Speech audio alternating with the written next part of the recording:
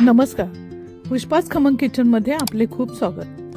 आज आपण बनवणार आहोत अतिशय पौष्टिक, स्वादिष्ट आणि लहानांपासून थोरापर्यंत सर्वांना आवडणारा हेल्दी बनाना प्रोटीन पॅनकेक.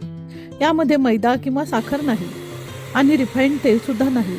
जवस, बदाम, खोबरे, केळी आणि अंडी वापरून हा पॅनकेक आपण बनवत आहोत. हा वेट लॉससाठी उत्कृष्ट पर्याय आहे. लागणाऱ्या साहित्याची यादी दिलेली आहे, ती डिस्क्रिप्शन बॉक्समध्ये सुद्धा पाहायला मिळेल.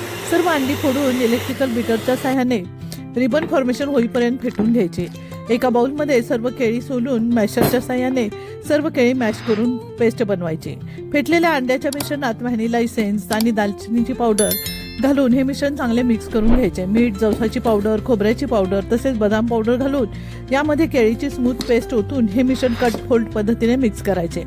चॉकलेट चिप्स घालून हे मिक्स करायचे. गॅसवर तापलेल्या पॅनमध्ये बटर लावून आपल्याला हव्या त्या आकारातील पॅनकेक बनवायला घेऊया. दोन्ही बाजूने सोनेरी रंगावरती भाजून सर्विंग डिशमध्ये काढून घेऊया.